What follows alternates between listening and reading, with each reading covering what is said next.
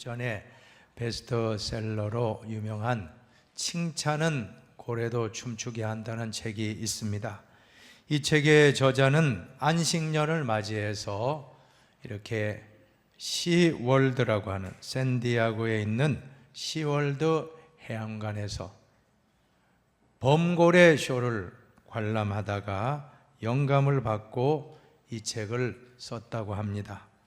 저도 한 20년 전에 미국에 갔을 때 시월드 해양관을 방문한 적이 있었는데 정말 범고래 쇼는 참 대단한 쇼였습니다.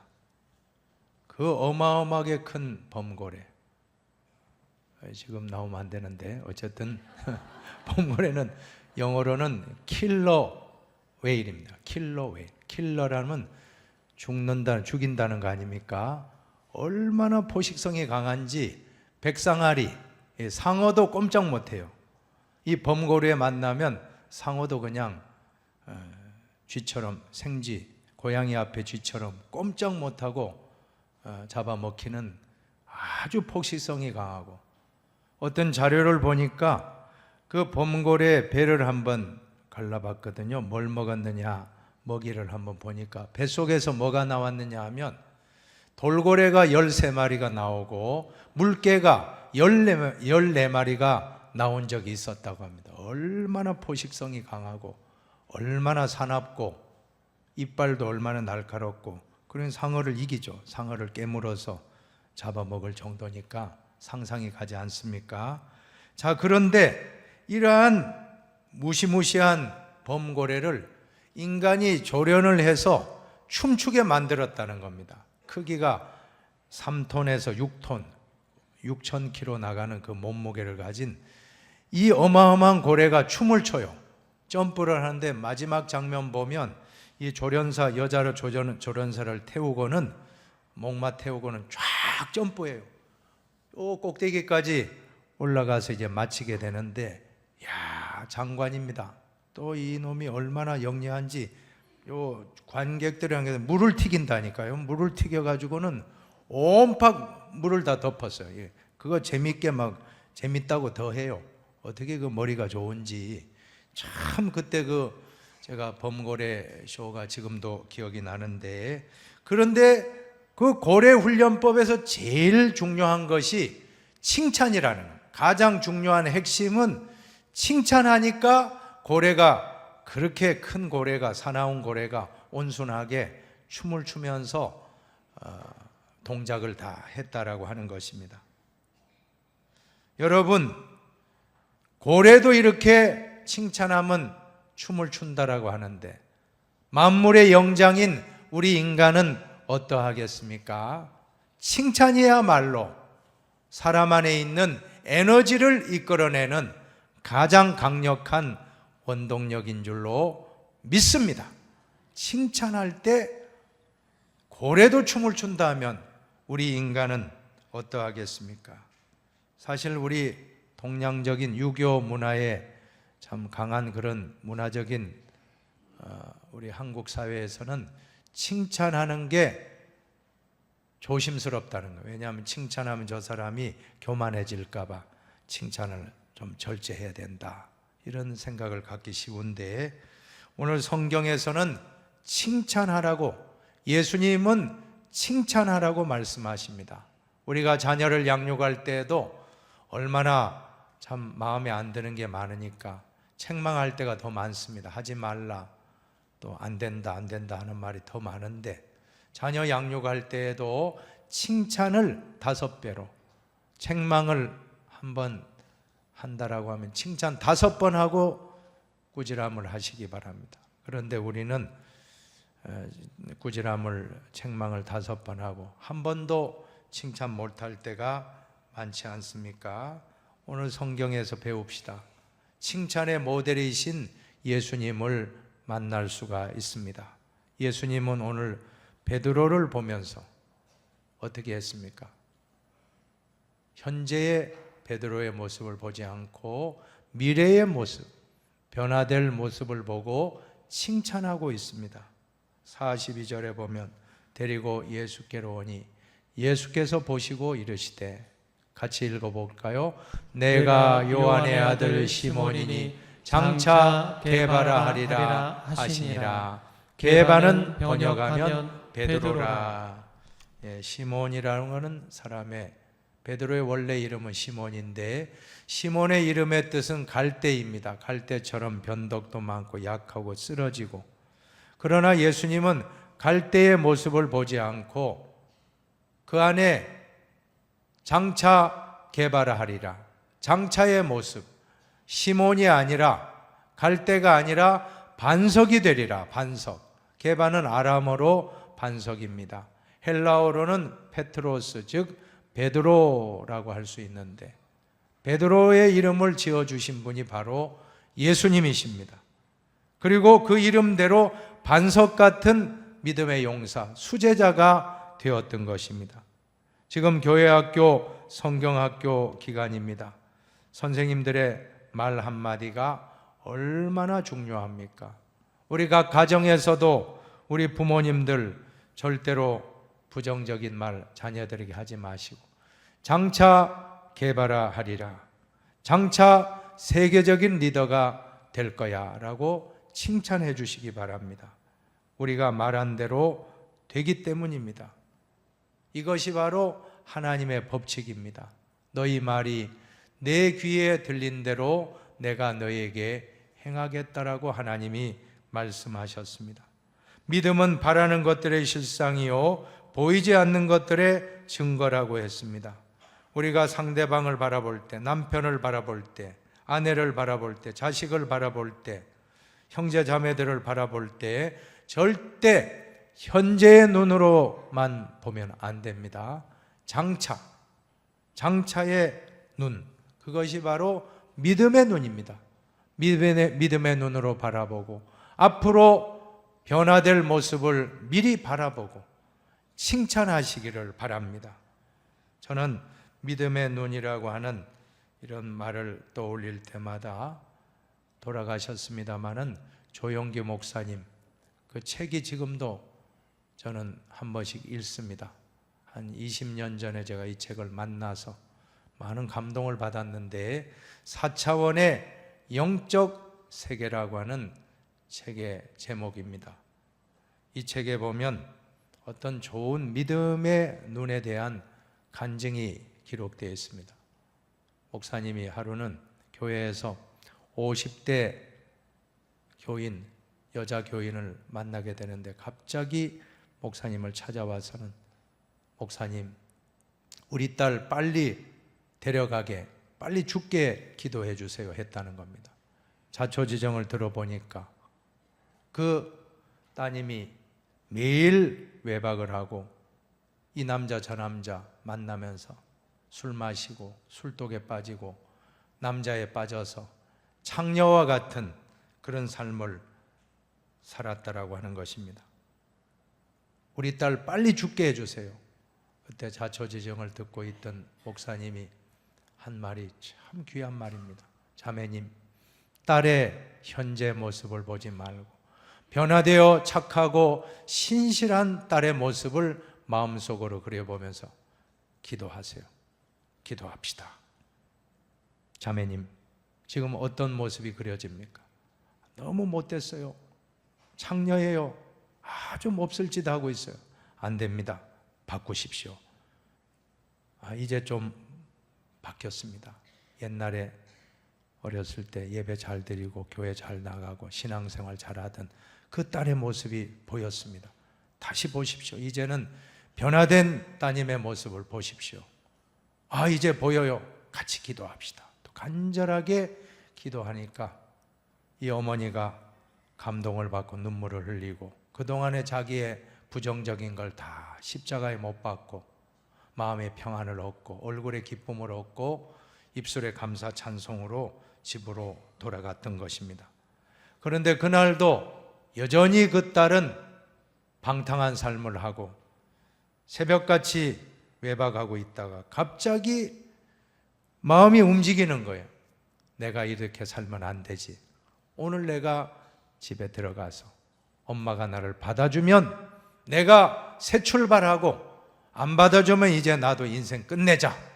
그런 마음으로 집에 와서 초인종을 띵동하고 눌렀는데 전혀 생각 못할게요. 어머니가 평상시 같으면 욕을 할 것 같은데 욕하지 않고, 사랑하는 내 딸아 어서 오렴, 배고프지 같이 밥 먹자 등을 두드려 주는데, 거기에 감동을 받아서 눈물을 흘리고 콧물을 흘리고, 예상 밖의 환대를 받은 딸은 완전히 녹아졌던 것입니다.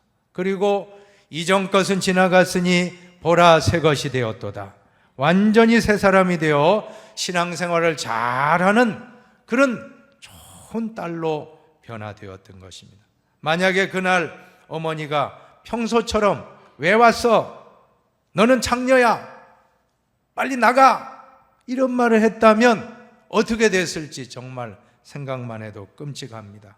그러나 딸의 현재 모습을 본 것이 아니라 앞으로 변화될 모습을 보고 정말 사랑스러운 딸이라고 믿고 선포하며 끌어안아주고 맞이해 줬기 때문에 그 딸은 엄마의 그 여망대로 그대로 좋은 딸이 되어져서 예배 잘 드리고 신앙생활 잘하고 좋은 남편 만나서 가정 이루고 아기 낳고 행복한 가정을 이루었다라고 하는 것입니다. 사랑하는 여러분, 오늘 우리 가족들의 모습, 현재의 모습을 바라보지 말고 미래의 모습, 남편의 지금 모습 보지 말고 미래의 변화된 모습을 보고 칭찬하시기를 바랍니다. 자녀의 현재 모습 보고 책망하지 말고 자녀의 앞으로 좋은 딸, 좋은 아들이 되었다는 것을 미리 보고 이제 아들을, 딸을 칭찬하고 남편을, 아내를 칭찬하고 형제 자매를 칭찬하며 살아가시기를 바랍니다. 두 번째로 예수님은 나다나엘이라는 제자를 만났을 때 단점을 보지 않고 장점을 보고 칭찬하고 있습니다. 47절을 다 같이 보시겠습니다. 47절입니다. 예수께서 나다나엘이 자기에게 오는 것을 보시고 그를 가리켜 이르시되 보라, 이는 참으로 이스라엘 사람이라 그 속에 간사한 것이 없도다. 예수님을 소개받은 나다나엘, 빌립이라는 친구가 내가 오늘 메시아를 만났다 그랬는데 이 나다나엘은 전혀 반응이 시큰둥했습니다. 나사렛에서 무슨 선한 것이 날 수 있느냐, 아주 냉소적인 반응 아닙니까? 차가운 성격의 소유자요, 냉소적인 성격의 소유자였습니다. 이것은 나다나엘의 단점이라고 할 수가 있습니다. 그러나 우리 예수님은 단점보다 장점을 보시고 칭찬해 주십니다. 그 속에 간사한 것이 없도다. 참 이스라엘 사람이라, 진실한 사람이라고 칭찬해 주셨습니다. 이렇게 칭찬하기 위해서는 우리가 잘 관찰해야 돼요. 상대방의 장점을 칭찬해 주려면 우리가 잘 봐야 되잖아요.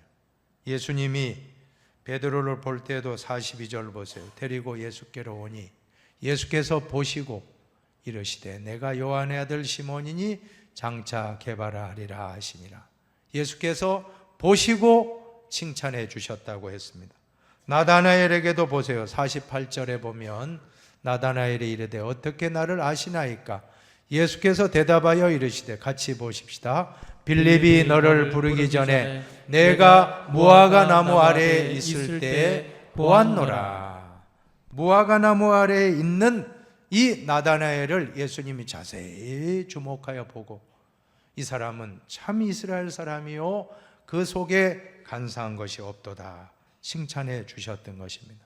우리 가족들 간에도 관심을 가지시기 바랍니다. 사랑은 관심인 줄로 믿습니다. 관심을 가지고, 혹시 그 부인이 어디 미장원 갔다 왔어요. 헤어샵 갔다 와가지고 머리 이렇게 석 달 만에 하면 머리 잘했다 하면 되는데 모르고 가만히 있으면 부인이 또 뭐라고 합니까?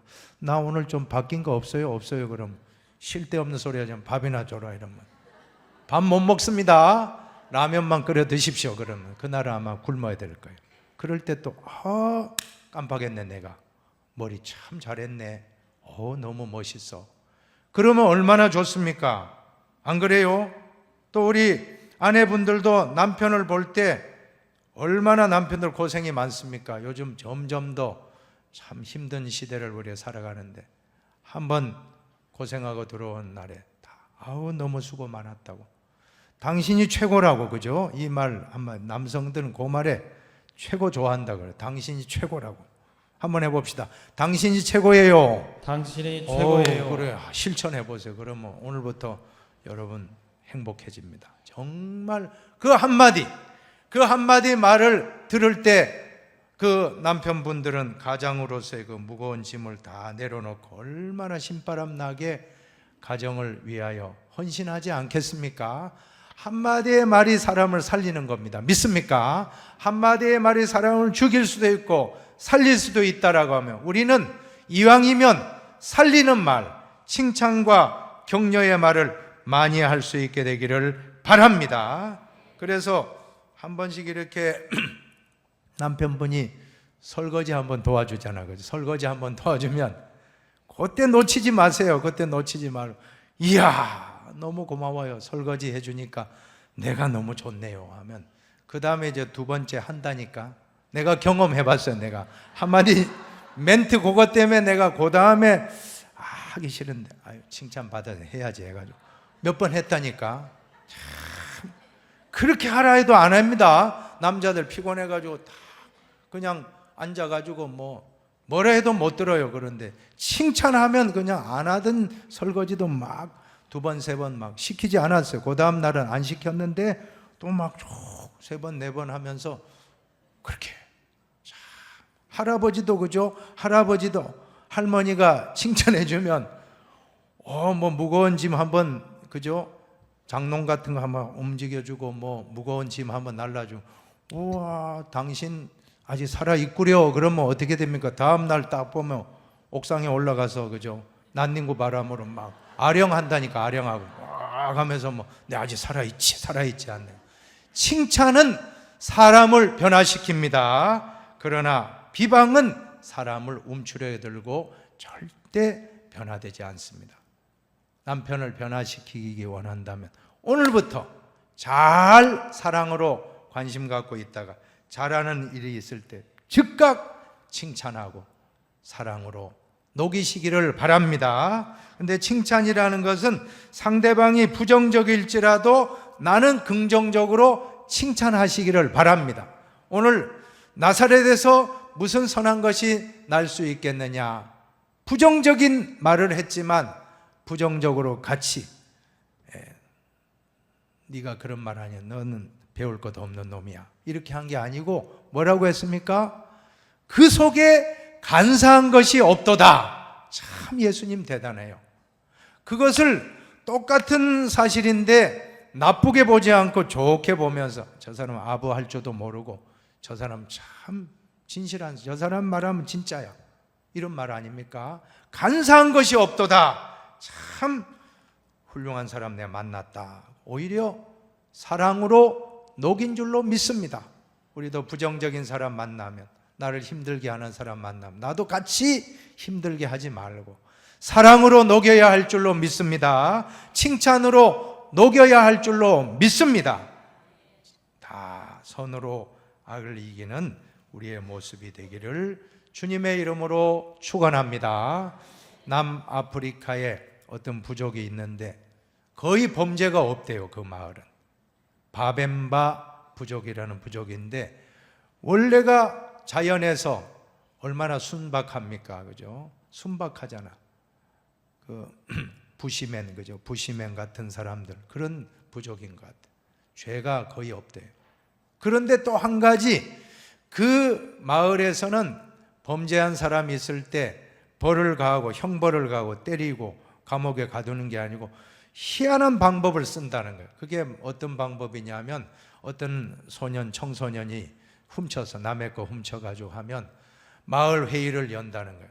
마을의 중심에 딱 그 아이를 세워놓고 뺑 둘러서 온 마을 어른들부터 남녀노소 다 모여서 뭐라고 하느냐 하면 그 사람에 대해서 좋은 일, 칭찬을 한 가지 이상을 한다는 것입니다. 넌 원래 착한 아이야. 작년에 비가 많이 내렸을 때 떠내려가는 돼지를, 우리 집 돼지를 네가 건져 주었지. 너무 고마웠어. 너는 정말 우리에게 소중한 존재야.